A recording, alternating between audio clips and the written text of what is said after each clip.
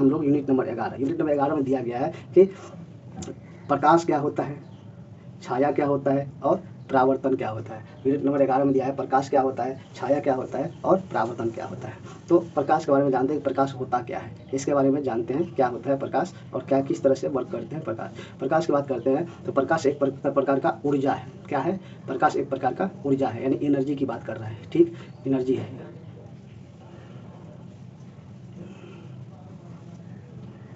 क्या है यह? प्रकाश एक प्रकार का एनर्जी है। प्रकाश एक विद्युत चुंबकीय तरंगों से मिलकर बना है। कह रहा है प्रकाश एक एनर्जी है और प्रकाश जो दूसरी बात कर रहा है, प्रकाश जो है विद्युत चुंबकीय तरंगों से मिलकर बना है। अब विद्युत चुंबकीय तरंग के बारे में आगे पढ़ेंगे, हम बताएंगे आपको। विद्युत चुंबकीय तरंगों से मिलकर बना है। प्रकाश को गमन करने के लिए किसी न किसी माध्यम की आवश्यकता नहीं होती है। देखिए, प्रकाश को गमन करने यानी चलने के लिए कोई माध्यम की जरूरत नहीं होती है। साउंड के बारे में बात की है तो साउंड को माध्यम की जरूरत होती है, लेकिन यहाँ पे बात कीजिएगा कि प्रकाश के लिए कोई माध्यम की जरूरत नहीं होती है। ठीक, बात करते हैं प्रकाश एक अयांत्रिक तरंग है। अयांत्रिक तरंग है। अयांत्रिक तरंग कहने का मतलब है प्रकाश जो है एक नॉन मैकेनिकल वेव्स कहलाते हैं, नॉन मैकेनिकल वेव है। ठीक, आगे देखते हैं।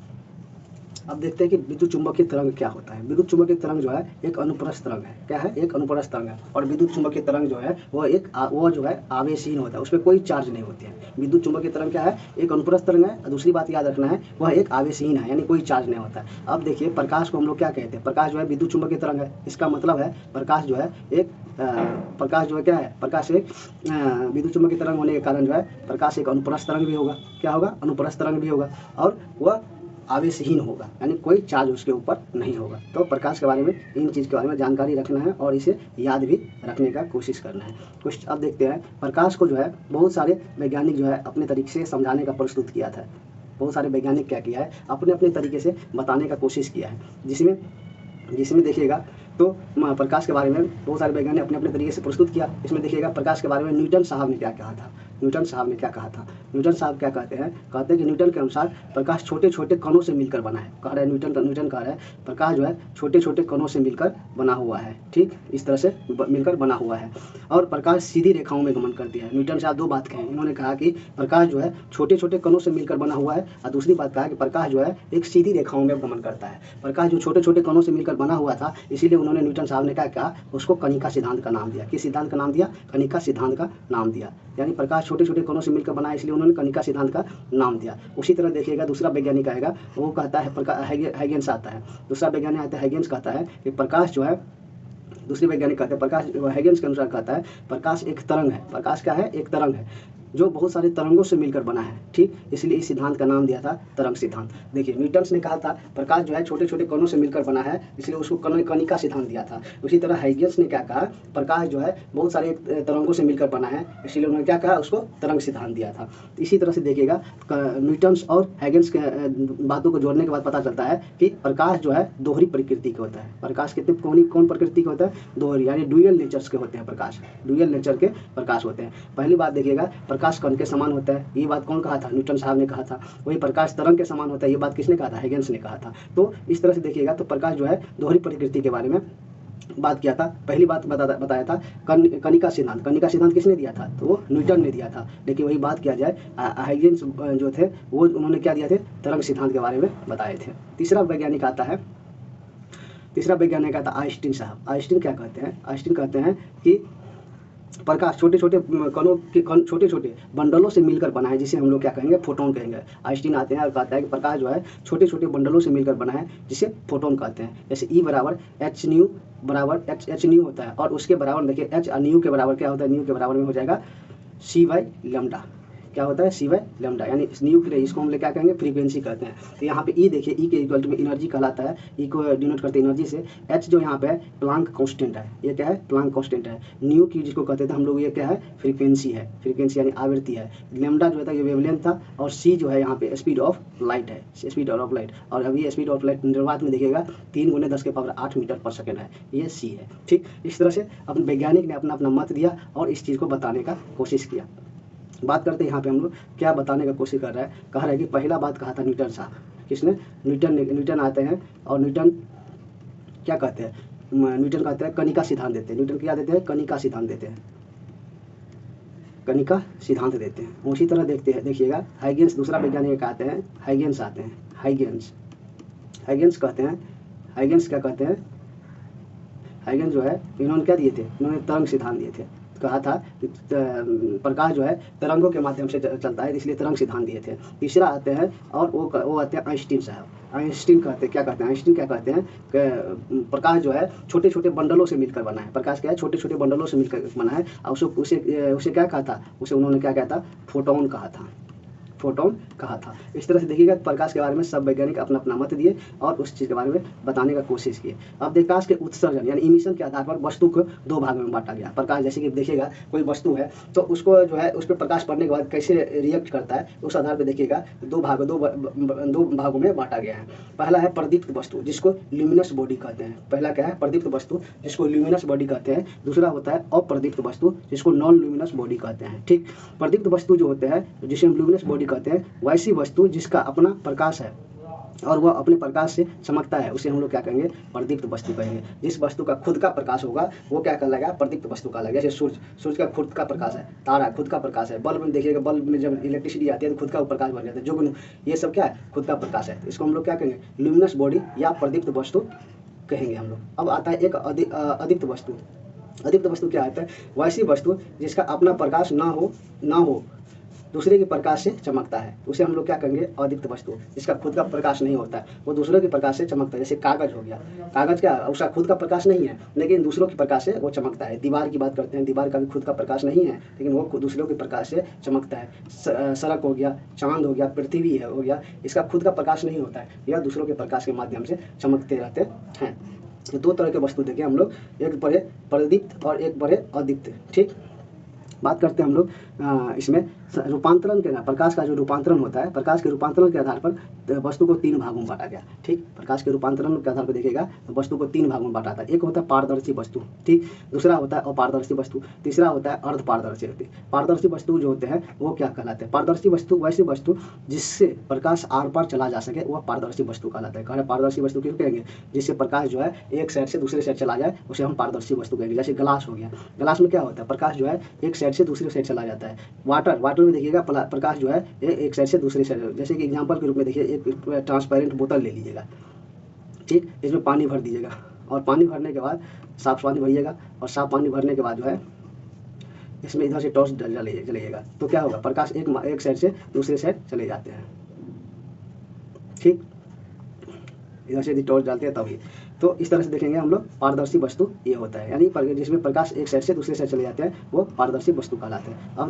अब देखिए अपारदर्शी वस्तु, वैसी वस्तु जिसे आर पार ना जा सके उसे हम लोग क्या कहते हैं, अपारदर्शी वस्तु कहते हैं। जैसे सभी धातु, जो भी धातुएं होगी वो अपारदर्शी वस्तु का उदाहरण होंगे। अपारदर्शी वस्तु का रंग का निर्धारण उस वस्तु के द्वारा परावर्तित किए गए प्रकाश के रंग के द्वारा भी हम लोग कर सकते हैं, तो अपारदर्शी वस्तु। और इसी अपारदर्शी वस्तु के कारण जो होता है छाया भी बनता है। जैसे कि मान लेते हैं एक ट्रायंगल है और यहाँ से हम लोग लाइट देते हैं इस पर, तो इस साइड क्या होगा, इसका छाया बनेगा, इस साइड में इसमें क्या बनेगा, छाया बनेगा। यह अपारदर्शी वस्तु का उदाहरण होगा। ठीक, यदि अर्धपारदर्शी वस्तु या पारभासी वस्तु की बात करते हैं, वैसे वस्तु जो कुछ प्रकाश को जाने देता है तथा कुछ प्रकाश को अवशोषित करता है, उसे हम लोग कहते हैं अर्धपारदर्शी वस्तु। जैसे कि एग्जाम्पल के रूप में देखिएगा तेल लगा हुआ कागज, यह एक अर्धपारदर्शी वस्तु का उदाहरण है।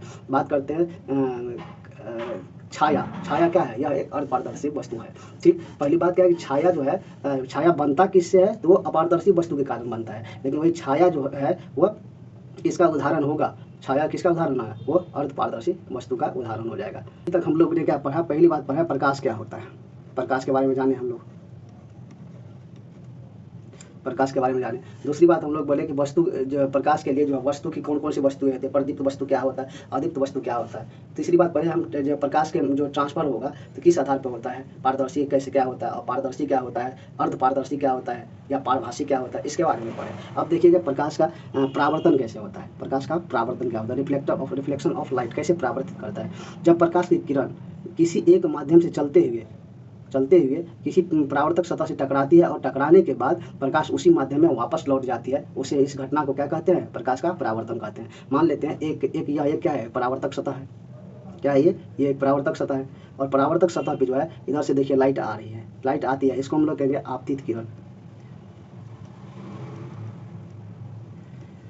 आपतित रे, और इसको हम लोग कहते हैं परावर्तित किरण, क्योंकि ये जो है वापस जा रही है, यानी परावर्तित, टकराने के बाद जो है परावर्तित होता है, परावर्तित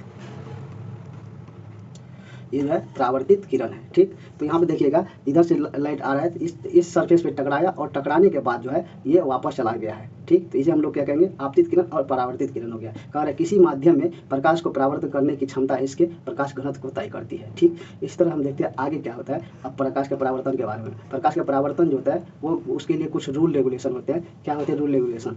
लॉ ऑफ रिफ्लेक्शन, परावर्तन के नियम क्या होते हैं? जैसे कि देखिएगा एक किरण आई यानी आपतित किरण आई और एक सरफेस यहाँ से टकराती है, जहाँ पे टकराते हैं उसको हम लोग क्या कहते हैं, आपतन बिंदु कहते हैं। ठीक, ये टकराने के बाद जो है फिर इधर ये इस एरिया में निकल जाती है, परावर्तन के साइड परावर्तित हो जाती है। लेकिन वही आपतित किरण और परावर्तित किरण के बीच में एक अविलंब नॉर्मल होता है जो अविलंब कहलाता है। आपतित किरण और नॉर्मल के बीच में जो है एक एंगल होता है थीटा आई, और नॉर्मल और परावर्तन किरण के बीच में एंगल होता है जिसको हम लोग थीटा आर बोलते हैं। ठीक, थीटा आई को हम लोग क्या कहेंगे, आने वाली किरण है, इसीलिए हम लोग क्या कहते हैं, यह इंसिडेंट एंगल है। क्या है? इंसिडेंट एंगल, जिसको हम लोग कहेंगे हिंदी में कहते हैं आपतन कोण है। उसी तरह देखिएगा यहाँ से जो निकलती है परावर्तित हो रहा है, इसको हम लोग कहते हैं रिफ्लेक्टिव एंगल यानी परावर्तन कोण कहते हैं थीटा आर को। ठीक, अब इसके जो नियम जो होते हैं उसके बारे में जानकारी करते हैं कि क्या होता है इसके रिफ्लेक्शन, लॉ ऑफ रिफ्लेक्शन और इसके परावर्तक सतहों के बारे में। इंपॉर्टेंट पॉइंटों की बात करते हैं हम लोग। इसमें देखिएगा आपतन कोण यानी आने वाली जो कोण होती है थीटा आई और परावर्तन कोण जो होते हैं थीटा आर, ये दोनों एक दूसरे के बराबर होते हैं। यहाँ पर देखिए थीटा आई कोण आई बराबर कोण आर यानी आपतित कोण और परावर्तन कोण जो होते हैं दोनों बराबर होते हैं। पहला पॉइंट ये होता है। दूसरा पॉइंट कहता है आपतित किरण, परावर्तित किरण और अविलंब तीनों एक ही तल में होते हैं। बिल्कुल देखिए, जैसे कि हम लोग क्या देखें, यहाँ पे आपतित किरण है, ये आपतित किरण है इधर से, और ये परावर्तित किरण, तीनों क्या है, और अविलंब, ये तीनों के कहाँ पे, एक ही तल में लगा हुआ है। ठीक, इसी तरह से देखिएगा तो दूसरा पॉइंट कहता है आपतित किरण और परावर्तित किरण जो है तीनों एक ही तल में होते हैं। ठीक, बात करते हैं हम लोग यहाँ पे तीसरी पॉइंट की बात करते हैं। तीसरा पॉइंट क्या कहलाता है? तीसरा पॉइंट कहता है एक अच्छे परावर्तक सतह के लिए परावर्तक सतह को AgNO3 से पेंट किया, एक साइड को कलर कर देते हैं। मान लेते हैं एक परावर्तक सतह है। ठीक, इसको हम लोग क्या करेंगे, एक अच्छे परावर्तक बनाना है तो एक साइड में क्या करेंगे, एक साइड हम लोग कलर कर देते हैं। और वो कलर करते हैं किस चीज़ से कलर करते हैं, AgNO3 से कर देते हैं उस चीज़ को हम लोग कलर। ठीक, किस चीज़ से कलर करते हैं, AgNO3 से सबको कलर कर देते हैं। ठीक, तो परावर्तक सतह को किसी से कलर करते हैं हम लोग, AgNO3 से कलर कर देते हैं। तो यही कह रहा है एक अच्छा परावर्तक सतह चाहते हैं आप, तो उसको हम क्या करेंगे, एक साइड से AgNO3 से कलर कर देंगे। सबसे अच्छा परावर्तक सतह समतल होता है। समतल परावर्तक सतह भी बहुत टाइप के होते हैं, समतल होते हैं, उसके बारे में हम लोग पढ़ेंगे आगे हम लोग। तो कहता है सबसे अच्छा परावर्तक सतह जो होता है समतल होता है। पांचवी बात याद रखने वाली है, आपतित किरण तथा अविलंब के बीच का कोण आपतन कोण और परावर्तन कोण तथा अविलंब के बीच के कोण का परावर्तन कोण कहलाते हैं। ठीक, इस तरह से इन पांचों पॉइंटों को याद रखना है और इसको समझते हुए चलना है। बात करते हैं हम लोग कि प्रकाश के परावर्तन के प्रसार कैसे होता है, किस तरह से परावर्तन का प्रसार होता है। प्रकाश के परावर्तन का प्रसार जो होता है सतह पर निर्भर करता है। वही बोले थे यहाँ पे तीसरा पॉइंट क्या था, समतल सतह होना चाहिए। इसके समतल सतह के ऊपर निर्भर करता है किस तरह से परावर्तक होगा, कि अच्छा परावर्तक होगा या बुरा परावर्तक होगा, इस सतह के बारे में सतह से पता चलेगा। तो कुछ यहाँ पे कह रहा है नियमित, एक होता है नियमित सतह जिसको हम लोग कहते हैं रेगुलर सरफेस, और दूसरा जो होता है एक अनियमित सतह इरेगुलर सरफेस कहलाते हैं। अब देखते हैं नियमित सतह क्या होता है, नियमित सतह का काम क्या होता है। ठीक, नियमित सतह की बात करते हैं हम लोग। तो नियमित सतह जो होता है वैसा परावर्तक सतह जो समतल हो और नियमित सतह कहलाते हैं। जो समतल होते हैं, जैसे कि मान लेते हैं यह एक सरफेस क्या है, मान लेते हैं ये सरफेस क्या है, परावर्तक समतल है। तो यहाँ से लाइट आएगी और फिर वापस जाएगी, फिर ये मान लेते यहाँ से आए, ये अपने एंगल पे वापस जाएगी, ये यहाँ से आई फिर अपने एंगल पे वापस जाएगी। यानी जो भी लाइट आएगी परावर्तक सतह से जिस तरह से आएगी उसी तरह से टकरा के वापस आ जाएगी, वापस जाएगी। लेकिन वही इरेगुलर सरफेस की बात करते हैं और परावर्तक सतह की बात करिएगा तो वैसा परावर्तक सतह जिसका ऊपर जिसका सतह जो है ऊपर नीचे होता रहता है। जैसे कि एक देखिए ये परावर्तक सतह, ये भी एक परावर्तक सतह है लेकिन इसको ऊपर खबर है, अनियमित रूप से अरेंज हुआ है, अनियमित रूप से बटा हुआ है। यहाँ पे देखिए ये लाइट यहाँ से आई, बस जस्ट यहाँ से निकल गई, ये लाइट यहाँ से आई और ये लाइट यहाँ से निकल जाती है। इसी तरह देखिएगा ये लाइट इधर से आती है और इधर से निकल जाती है, यानी अनियमित रूप से सतह रहेगी। तो परावर्तक सतह जिस तरह से अनियमित रहती है, लाइट आएगी उसी तरह से उसको टकराने के बाद वापस चली जाएगी। तो हम लोग आज से देखिएगा यूनिट नंबर 11 में जो है प्रकाश के बारे में पढ़े, छाया क्या होता है उसके बारे में पढ़े, और प्रकाश का परावर्तन कैसे होता है और उसके नियम क्या होते हैं उसके बारे में हम लोग पढ़ें। तो यदि आप लोग को अच्छा लग रहा है तो इस कमेंट बॉक्स में सजेशन दीजिए, और थोड़ा आपका सजेशन अच्छा हमें मोटिवेट करेगा। लाइक कीजिए और इसको शेयर भी कीजिए और सब्सक्राइब कीजिए। धन्यवाद।